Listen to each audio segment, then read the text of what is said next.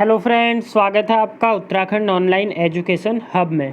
तो guys, Uttarakhand one दरोगा की ये नेक्स्ट सीरीज है। इससे पहले 80 क्वेश्चन हम कर चुके थे। आज हम करेंगे 81 क्वेश्चन। ठीक है गाइज, ये जो आपका कंप्लीट 100 क्वेश्चन का टेस्ट होता है उसी के 20 पार्ट्स हम पूरे वीक में करते हैं, तो उसी से रिलेटेड है। क्वेश्चन नंबर 81 है, भ्रूण को जन्म देना कहलाता है। Giving birth to a foetus is called. तो जब भ्रूण को जन्म दिया जाता है तो उसे क्या कहते हैं? प्लांटिंग, फर्टिलाइजेशन, डिलीवरी, ओव्यूलेशन या अंडोत्सर्जन। तो सबको पता है इसका आंसर क्या हो जाएगा? डिलीवरी कहते हैं। हिंदी में क्या कहते हैं उसे? प्रसव कहते हैं। ठीक हो गया। तो होता क्या है, जब आपकी जो गर्भावधि पूर्ण हो जाती है तो उसके बाद पूर्ण विकसित शिशु को माता के गर्भ से बाहर जो लाने की प्रक्रिया होती है। ठीक है, जब बेबी बॉर्न हो जाता है उसी को क्या कहते हैं? प्रसव कहते हैं। अगर आपसे पूछे कौन सा हार्मोन जो होता है वो रिलीज होता है, तो मैंने बताया था आपको कौन सा? ऑक्सीटोसिन। ठीक हो गया। ऑक्सीटोसिन हार्मोन होता है जो कि आपका क्या? पिट्यूटरी ग्लैंड रिलीज करती है, जिसकी वजह से जो आपका जो बेबी है उसमें क्या हो जाएगा गाइज? वो बर्थ के टाइम बाहर आ जाएगा, क्योंकि उस टाइम क्या होगी, जो यूटेरस है वो क्या हो जाती है आपकी? एक्सपेंड कर जाती है। बढ़ते हैं नेक्स्ट क्वेश्चन पे। अब यहाँ पर लिखा हुआ है, देखिए, पहला है रोपण। ठीक हो गया। तो रोपण समझ लीजिए क्या होता है? प्लांटिंग एक ऐसी प्रक्रिया जिसमें विकासशील भ्रूण जो होता है वो गर्भाशय की अंतः गर्भाशयी भित्ति के साथ संपर्क बनाता है और जन्म तक उससे जुड़ा रहता है। बात करें अगर निषेचन की, निषेचन क्या होता है? तो निषेचन में क्या होते हैं? अगुणित शुक्राणु और अगुणित अंडाणु। ठीक हो गया। एक हो जाएगा आपका अगुणित शुक्राणु होगा और दूसरा क्या होगा? अंडाणु होगा। इन दोनों की संयुग्मन की क्रिया से क्या बनता है? एक द्विगुणित जायोटी का निर्माण या फिर युग्मजन का निर्माण होता है। उसको क्या कहते हैं? निषेचन कहते हैं। प्रसव मैंने बता दिया आपको। तीसरा ऑप्शन है यहाँ पर क्या? अंडोत्सर्जन, जिसे कि कहते हैं क्या? ओव्यूलेशन। इसमें क्या होता है गाइज? ये एक मासिक धर्म चक्र का भाग है। ठीक हो गया। ये तब होता है जब अंडाशय से एक अंडा क्या आता है? बाहर निकलता है। जो आप मंथली पीरियड्स होते हैं, ठीक है, किसमें? गर्ल्स में। तो ये अंडोत्सर्जन उससे रिलेटेड है। तो 4 के 4 ऑप्शन डिस्कस कर लिए। अब बढ़ते हैं हमारे नेक्स्ट क्वेश्चन में। नेक्स्ट क्वेश्चन है, निम्न अक्षांश से उच्च अक्षांश की तरफ जैव विविधता घटती है, बढ़ती है, समान रहती है, पहले घटती है और उसके बाद फिर बढ़ती है? तो देखिए, biodiversity from low latitude through high latitude क्या होता है? तो याद रखिएगा, जैव विविधता क्या होती है? घटती है। अगर आप इधर देखें ना, अगर ये ग्लोब बता के दिखाएं हम, देखो यहाँ पर आपका क्या होता है? कर्क रेखा 23.5 डिग्री पर, यहाँ पर भूमध्य रेखा हो गई और नीचे क्या होती है आपकी? मकर रेखा होती है। तो यहाँ इन दोनों के बीच में तो जैव विविधता ठीक है अच्छी पाई जाती है, बट जैसे जैसे आपका एल्टीट्यूड बढ़ता रहेगा, यहाँ से आप दूर जाओगे इस भूमध्य रेखा से, वैसे वैसे क्या होता है गाइज? जो जैव विविधता है, ठीक हो गया, बायोडाइवर्सिटी, वो क्या होती है? डिक्रीज होते रहती है। तो यहाँ पर देखा होगा इस वाली लाइन पे, ये जो भूमध्य रेखा है, सबसे ज़्यादा बायोडाइवर्सिटी यहाँ पाई जाती है। तो आपका ऑप्शन क्या हो जाएगा इस क्वेश्चन का? Option number A. ठीक है, निम्न अक्षांश से उच्च अक्षांश की तरफ जैव विविधता घटती है।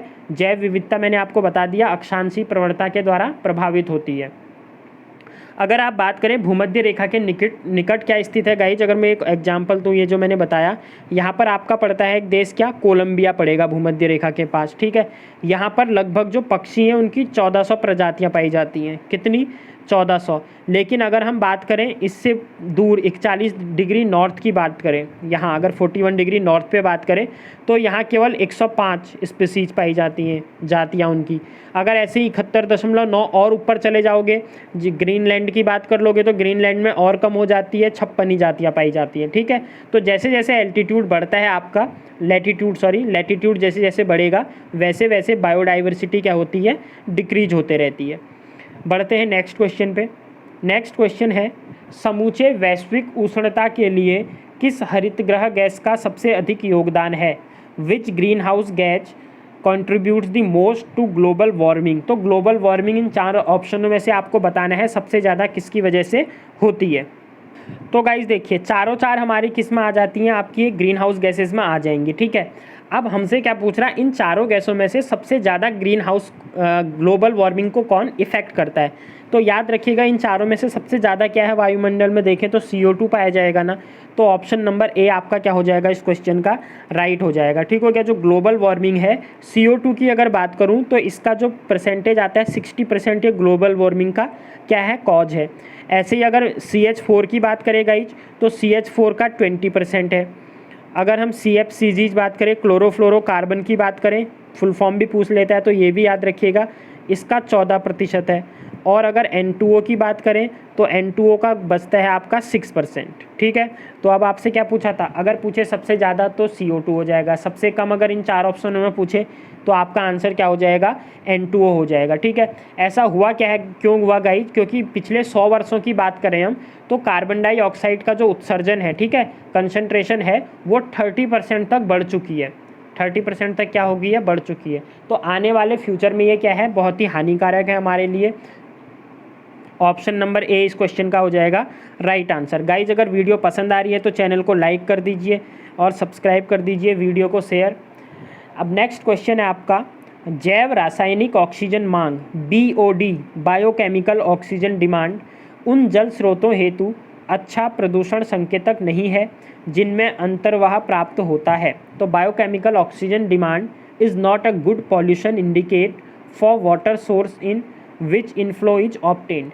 घरेलू वाहित मल से, डेयरी उद्योगों से, पेट्रोलियम उद्योगों से या शर्करा उद्योगों से। तो आपका आंसर क्या हो जाएगा, देखो क्वेश्चन क्या पूछ रहा है पहले ये समझिए कि जो BOD होती है, ठीक हो गया, इन चार ऑप्शनों में से वो किसके लिए क्या है, अच्छे प्रदूषक का संकेतक नहीं है। तो देखिए BOD मैंने आपको पिछली वीडियोज़ में भी बताया था क्या होता है, जो ऑक्सीजन की वो मात्रा होती है जो हमारी माइक्रो ऑर्गेनिज्म होते हैं, मतलब सूक्ष्म जीव होते हैं, उनको जल में उपस्थित कार्बनिक अपशिष्ट पदार्थों के पूर्ण विघटन के लिए, डिकम्पोजिशन के लिए आवश्यक होती है क्या, CO2। ठीक हो, ऑक्सीजन। तो जो जैव रासायनिक ऑक्सीजन की मांग, इसी जो ऑक्सीजन की डिमांड होती है, इसी को क्या बोला जाता है, बायोकेमिकल ऑक्सीजन डिमांड। सिंपल ऐसे समझ लो, अगर ये वाटर है, वाटर में कितने % क्या है आपकी ऑक्सीजन है, जो कि इम्पोर्टेंट है किसके लिए, जल में रहने वाले जीवों के लिए। अब हमसे पूछा कौन नहीं है, तो देखो घरेलू वाहित मल सही है, डेयरी उद्योग भी सही है, शर्करा उद्योग भी सही है, बट जो पेट्रोलियम उद्योग है इसमें क्या पाए जाते हैं, ज़्यादातर अजैव निम्नीकृत अवशिष्ट पाए जाते हैं। ठीक हो गया। तो इसलिए ये इसके लिए अच्छा संकेतक नहीं है। ऑप्शन नंबर सी आपका क्या हो जाएगा, राइट आंसर हो जाएगा पेट्रोलियम इंडस्ट्रीज के लिए। नेक्स्ट क्वेश्चन है, जैवमंडल किससे बनता है, biomass is made up of, जीवों से, ऑर्गेनिज्म से बनता है बोल रहा है, स्थलमंडल प्लस वायुमंडल प्लस जलमंडल के उस भाग से जिसमें जीवों का निवास है, जीव प्लस स्थलमंडल प्लस वायुमंडल, अगला कह रहा है जीव प्लस स्थलमंडल। तो सबको पता है, देखिए गाइज 85 का आंसर क्या हो जाएगा आपका बी, स्थलमंडल होना चाहिए आपके पास। ठीक हो गया। वायुमंडल होना चाहिए, जलमंडल भी होगा उसमें, बट उसमें कौन सा वाला पार्ट होगा, जिसमें जीवों का क्या है, रह सकते हैं। अब अगर हम बात करें, जैवमंडल क्या होता है, बायोमास, जहाँ पर क्या करते हैं, सजीव लोग रह सकते हैं। ठीक हो गया, सजीव प्राणी निवास करते हैं। अब अगर ये मेरा स्थलमंडल है, देखो स्थलमंडल से 8 किलोमीटर ऊपर तक का जो एरिया होता है ये आपका किस में आ जाता है, बायोमास, मतलब जैवमंडल में। अगर पानी की बात करोगे तो पानी से नीचे 6 किलोमीटर तक का जो रीजन होता है वो किसके अंतर्गत आ जाता है, जैवमंडल के अंतर्गत आ जाता है। ठीक है। तो पूछ सकता है स्थलमंडल से कितने ऊपर तक जैवमंडल पाया जाता है, तो आपका आंसर हो जाएगा 8 किलोमीटर। ठीक हो गया। ऐसे ही पूछे जल में कितने नीचे तक जैवमंडल पाया जाता है, तो आप क्या बोल दोगे, सर 6 किलोमीटर तक पाया जाता है। बना किस किस से रहता है मैंने बता दिया, स्थलमंडल, वायुमंडल और जलमंडल के उस भाग से जिसमें कि जीव क्या करते हैं, रहते हैं, निवास करते हैं। बढ़ते हैं नेक्स्ट क्वेश्चन पे। नेक्स्ट क्वेश्चन है, DDT का विस्तृत रूप है डाइक्लोरो डाइफिनाइल ट्राइक्लोरोएथेन, डाइक्लोरो डाइएथिल ट्राइक्लोरोएथेन। तो ये 4 ऑप्शन दिए हैं, आपको बताना है इनमें से कौन सा ऑप्शन सही है। तो सबसे पहले देखिए डाइक्लोरो डाइफिनाइल ट्राइक्लोरोएथेन, ये इसका क्या होता है आंसर। तो कौन सा दिख रहा है, डाइक्लोरो डाइफिनाइल ट्राइक्लोरोएथेन। तो ऑप्शन नंबर ए इसका क्या हो जाएगा गाइज, राइट हो जाएगा। ठीक है। कभी कभी अगर पूछे DDT है क्या, तो याद रखिएगा DDT होता है कीटनाशक। क्या होता है, कीटनाशक होता है। ये मुख्यतः जल प्रदूषण एवं मृदा प्रदूषण का कारण है। जल प्रदूषण भी होता है इससे और मृदा प्रदूषण भी होता है। ठीक हो गया, water pollution as well as air pollution, sorry air pollution नहीं, ये आ जाएगा सॉइल में, ठीक है, एयर में नहीं आएगा।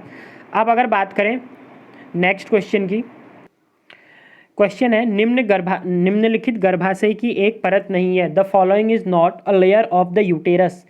एंडोमेटीरियम, मायोमेटीरियम, पेरीमेटीरियम, एक्टोमेटीरियम। तो आपने अगर रिप्रोडक्शन पढ़ा होगा गाइज, ठीक हो गया, तो उसमें क्या होता है, जो आपकी यूटेरस है उसमें से इनका कौन सा पार्ट नहीं है ये आपको बताना है। तो आपका आंसर क्या हो जाएगा, एक्टोमेट्रियम।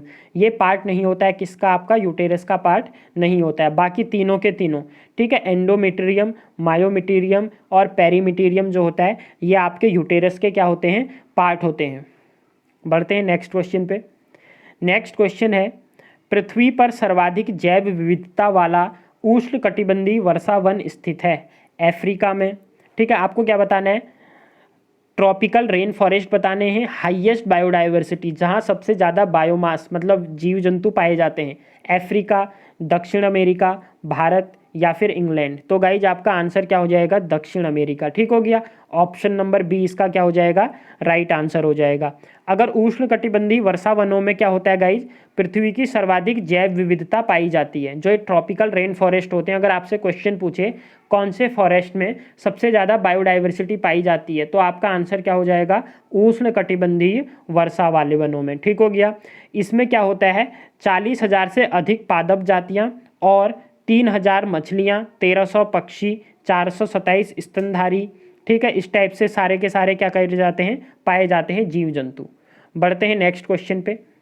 नेक्स्ट क्वेश्चन है, घरेलू वाहित मल में मुख्यतः होता है। तो domestic sewage consist mainly of, जो हमारे घरों से निकलता है मल, ठीक हो गया, जो सीवेज होता है उसमें क्या होता है, निलंबित ठोस, कोलाइडल पदार्थ, जैव निम्नीकृत कार्बनिक पदार्थ, बायोडिग्रेडेबल ऑर्गेनिक मैटर या उपरोक्त सभी। तो देखिए ये तीन के तीन पाए जाते हैं जो भी डोमेस्टिक आपका सीवेज होता है। निलंबित ठोस हो जाएगा, कोलाइडल पदार्थ भी होंगे, जैव निम्नीकृत कार्बनिक पदार्थ भी।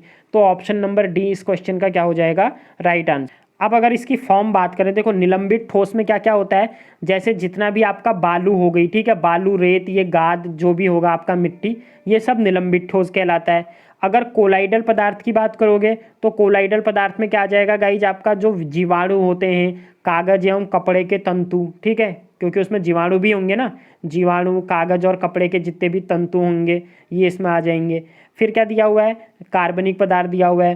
तो कार्बनिक पदार्थ में आपका क्या आ जाएगा, जो आपका मल है, और इसमें कागज भी आ जाएगा साथ में, वो दोनों में आ जाएगा मल और कागज। तो तीन के तीन ये पाए जाते हैं। अब बढ़ते हैं नेक्स्ट क्वेश्चन में। नेक्स्ट क्वेश्चन है आपका, धात्विक जल प्रदूषण से होने वाले रोग मीनामाटा और इटाई इटाई क्रमशः निम्न धातुओं से होता है। इंपॉर्टेंट क्वेश्चन है, मिनीमाटा एंड इटाई इटाई जो रोग होता है, डिजीज होती है, वो किसकी वजह से होती है। तो देखिए ऑप्शन दिए हुए हैं 4, तो आपका आंसर हो जाएगा गाइज इसमें HG एंड CD। ठीक हो गया, HG की वजह से क्या होता है, मीनामाटा रोग होता है, और कैडमियम की वजह से क्या होता है गाइज, इटाई इटाई होता है। ठीक है, अब अगर बात करें इसमें रोग की बात करें तो देखो किसकी वजह से होता है, जब ये भारी धातुएं हमारी बॉडी में क्या कर जाती हैं, प्रवेश कर जाती हैं। HG और कैडमियम दोनों का नाम याद रखिएगा। अगर अलग अलग पूछता है तो HG जो होता है पारे से क्या होता है, मिनीमाता रोग हो जाता है। इटाई इटाई रोग किसकी वजह से होता है, कैडमियम की वजह से होता है। बढ़ते हैं नेक्स्ट क्वेश्चन पे। नेक्स्ट क्वेश्चन है, निम्न में से किसका उद्भव भ्रूणी मीसोडर्म से होता है। तो which of the following originates from embryonic mesoderm, मस्तिष्क, फेफड़ा, रुधिर या फिर यकृत, ब्रेन, लंग्स, ब्लड या लीवर। तो गाइज आपका आंसर क्या हो जाएगा, ये ब्लड से होता है, रुधिर से। ठीक हो गया, अब यहाँ पर क्या दिया है गाइज, देखिए मस्तिष्क दिया हुआ है। अगर आपसे पूछे मस्तिष्क का निर्माण कौन से भाग से होता है, तो याद रखिएगा ये होता है एक्टोडर्म से। किससे, एक्टोडर्म से होता है मस्तिष्क का निर्माण। ठीक हो गया, और बच गया आपका क्या, फेफड़ा और यकृत। अगर फेफड़े और यकृत की बात करोगे तो ये होता है एंडोडर्म से। किससे, एंडोडर्म से। ठीक है, तो चारों ऑप्शन हो गए। अगर आपका पूछे मस्तिष्क, ब्रेन, तो ब्रेन में आप एक्टोडर्म बोलोगे। फेफड़ा और यकृत बोले तो एंडोडर्म बोलोगे, रुधिर बोले तो रुधिर से किसमें, रुधिर का निर्माण मीसोडर्म से। ठीक है, चलते हैं नेक्स्ट क्वेश्चन पे। नेक्स्ट क्वेश्चन है, अम्ल वर्षा के संकेतक हैं, indicators of acid rain are lichen, शैवाल, वृक्ष या फिर विषाणु। तो बहुत अच्छा क्वेश्चन है, काफ़ी एग्जाम्स में पूछा भी है।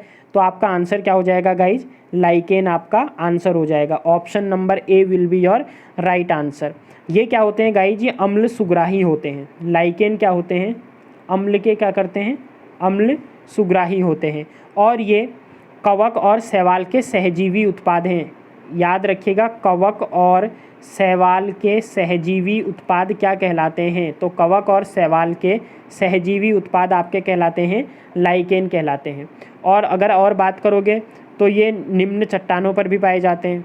ठीक हो गया, चट्टानों पर जैसे प्राथमिक अनुक्रम होते हैं, और वायु प्रदूषित क्षेत्रों में लुप्त हो जाते हैं। जहाँ जहाँ वायु प्रदूषण होगा वहाँ क्या हो जाएंगे, लुप्त हो जाएंगे। नेक्स्ट क्वेश्चन है, जल प्रदूषण का कारण है, कॉज ऑफ वाटर पॉल्यूशन, कीटनाशक, अपमार्जक का पानी, भारी धातु व रसायन और उपरोक्त सभी। तो देखो, कीटनाशक डालते हैं, अभी जैसे हमने डीडीटी की बात की। ठीक हो गया, डाई क्लोरो डाईफिनाइल ट्राइक्लोरोएथेन, मिट्टी प्रदूषण भी लाता था, मृदा प्रदूषण और जल प्रदूषण भी। तो एक तो ये हो गया। अपमार्जक का पानी, जो आप डिटर्जेंट यूज करते हो, ठीक हो गया, तो उसकी वजह से भी ये भी हो जाएगा। भारी धातु व रसायन, इससे भी हो जाएगा। तो उपरोक्त सभी इसका क्या हो जाएगा गाइज, राइट आंसर हो जाएगा। नेक्स्ट क्वेश्चन है, शुक्राणु और अंडाणु का संलयन कहाँ होता है, तो where does the fusion of sperm and ovum occur. जो स्पर्म होता है और ओवम होता है, ये दोनों कहाँ पर जाके मिलते हैं, इनका संलयन फ्यूजन कहाँ पर होता है, ये पूछ रहा है। अंडाशय में, ओवेरी में, गर्भाशय में, यूटेरस में, योनि में या फिर फैलोपियन ट्यूब में। तो गाइज याद रखिएगा, जो दोनों का फ्यूजन होता है, संलयन होता है, वो कहाँ पर होता है, फैलोपियन ट्यूब में होता है। ठीक हो गया, आंसर ऑप्शन नंबर डी आपका क्या हो जाएगा, राइट हो जाएगा। ठीक हो गया, बढ़ते हैं नेक्स्ट क्वेश्चन में। नेक्स्ट क्वेश्चन है गाइज, वाहित मल में जैव निम्नीकृत कार्बनिक पर जैविक ऑक्सीजन मांग द्वारा। तो क्या कह रहा है, bio magnified organic matter in sewage is. जो सीवेज होता है उसमें बायो मैग्नीफाइड ऑर्गेनिक क्या होता है, ठीक है, मटेरियल। तो ऑप्शन है आपका जैविक ऑक्सीजन मांग द्वारा, जल में सूक्ष्म जीवों की वृद्धि द्वारा, जल में कार्बनिक पदार्थों की वृद्धि द्वारा, उपरोक्त में से कोई नहीं। तो गाइस जो जैविक ऑक्सीजन मांग है, बायोलॉजिकल ऑक्सीजन डिमांड, वही आपका क्या हो जाएगा, राइट हो जाएगा। अब देखिए, अगर बात करें तो बीओडी मैंने आपको बता दिया है क्या होता है। जो भी वाटर होगा उसमें ऑक्सीजन की मात्रा, जो कि जीवों को रहने के लिए या सांस लेने के लिए ज़रूरी है। ठीक हो गया। बीओडी से एक चीज़ याद रखिएगा, बीओडी अगर प्रदूषित जल में बीओडी अधिक होता है, आपसे क्या बोलेगा, एक शुद्ध जल है और एक क्या है, अशुद्ध जल है, उसमें कुछ अशुद्धियाँ मिली हुई हैं, तो किसकी बीओडी ज़्यादा होगी। तो बीओडी अशुद्ध जल की हमेशा क्या होती है, ज़्यादा होती है। अगर जल जितना आपका शुद्ध होगा, उसकी बीओडी जो है, बायोकेमिकल ऑक्सीजन डिमांड, वो उतनी ही क्या होगी गाइज, कम होगी। ठीक हो गया। तो अगर वो क्या पूछे ना, अगर वो पूछे एक नदी है, उस नदी का जल प्रदूषित हो गया, तो उसमें बीओडी की मात्रा बढ़ जाएगी, कम हो जाएगी, अपरिवर्तित रहेगी, इनमें से कोई नहीं। तो याद रखिएगा, प्रदूषण अगर बढ़ता है तो बीओडी लेवल भी आपका क्या हो जाता है, इंक्रीज हो जाता है। नेक्स्ट क्वेश्चन है, प्रकाश की उपस्थिति में एडीपी से एटीपी निर्माण की प्रक्रिया को कहते हैं। तो एडीपी से जब एटीपी बनता है तो उस प्रक्रिया को क्या कहा जाता है, ये पूछ रहा है। तो देखो, किसकी उपस्थिति कह रहा है, प्रकाश की उपस्थिति। हमेशा याद रखना, अगर कहीं पे भी प्रकाश की उपस्थिति है तो वहाँ पे फोटोन पक्का आ जाएगा। ठीक है, तो फोटो मतलब पक्का आ जाएगा, फोटो आ जाएगा आपका, क्योंकि मैंने पिछले भी वीडियोज में बताया था, फोटोन क्या होते हैं, ऊर्जा के छोटे छोटे पैकेट होते हैं, और वो ऊर्जा कहाँ से आती है, सूर्य से आती है ना, इसीलिए उनका नाम क्या पड़ा, फोटोन पड़ा। अब यहाँ से देख लो, ऑक्सीकृत, फॉस्फोरिलेशन, फोटो फॉस्फोरिलेशन, फॉस्फोरिलेशन, उपरोक्त में से कोई नहीं। तो आपका आंसर क्या हो जाएगा, ऑक्सीकृत फॉस्फोरिलेशन। ऑप्शन नंबर ए आपका क्या हो जाएगा गाइज इस क्वेश्चन का राइट आंसर। ऑक्सीकृत नहीं, फोटो फॉस्फोरिलेशन होगा। ठीक हो गया, क्या हो जाएगा, केवल photophosphorylation. Option number B होगा गाइज सही, क्योंकि फोटोन की उसमें हो रहा है ना, तो फोटो फॉस्फोरिलेशन। बढ़ते हैं नेक्स्ट क्वेश्चन पे। नेक्स्ट क्वेश्चन है, हरित लवक के स्ट्रोमा में कौन सी क्रिया होती है? प्रकाशिक अभिक्रिया, ऑप्टिकल रिएक्शन, अप्रकाशिक अनपब्लिश्ड रिएक्शन, मतलब जिसमें ऑप्टिकल नहीं है। ए और बी दोनों, उपरोक्त में से कोई नहीं। तो स्ट्रोमा में देखो दो टाइप की रिएक्शन होंगी, एक होगी प्रकाशिक अभिक्रिया और दूसरी कौन सी होगी? अप्रकाशिक अभिक्रिया। तो जो स्ट्रोमा होता है, स्ट्रोमा में क्या होता है? प्रकाश की अनुपस्थिति में अप्रकाशिक अभिक्रियाएं, जिसे कि केल्विन चक्र भी कहते हैं, वो प्रकाश आपकी संपन्न होती हैं। तो ऑप्शन नंबर बी आपका क्या हो जाएगा गाइस इस क्वेश्चन का? राइट हो जाएगा। अगर आपसे पूछे प्रकाशिक अभिक्रिया कहाँ पर संपन्न होती है, तो प्रकाशिक अभिक्रिया हरित लवक के ग्रेना में संपन्न होती हैं। कहाँ पर होती हैं?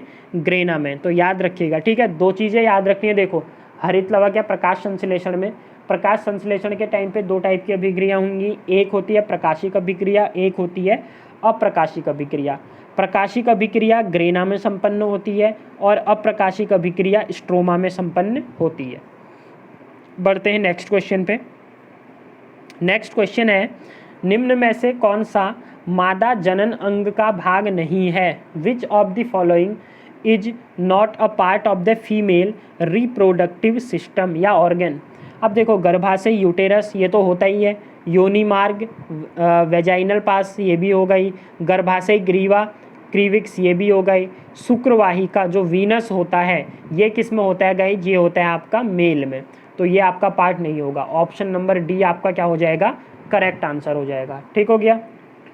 बढ़ते हैं नेक्स्ट पे। नेक्स्ट क्वेश्चन है गाइज, भ्रूण एक विशेष ऊतक की सहायता से मादा के रुधिर में पोषण लेता है जो कहलाता है ट्रोफोब्लास्ट, एंडोमेट्रियम, अपरा या स्तन ग्रंथि। तो ऑप्शन नंबर क्या हो जाएगा आपका? सी इसका राइट आंसर हो जाएगा। ठीक है, जो भ्रूण होता है वो विशेष ऊतक की सहायता से रुधिर में पोषण लेता है और इसको क्या कहते हैं? प्लेसेंटा कहते हैं। ठीक है, अपरा कहा जाता है हिंदी में। तो ऑप्शन नंबर सी इसका क्या हो जाएगा गाइज? राइट आंसर हो जाएगा। तो ये था last question guys. I hope कि आपको वीडियो पसंद आई होगी। अगर वीडियो पसंद आई है तो चैनल को प्लीज़ सब्सक्राइब कर दीजिए, वीडियो को लाइक और शेयर। मिलते हैं न्यू वीडियो के साथ, तब तक के लिए bye, thanks, have a good day.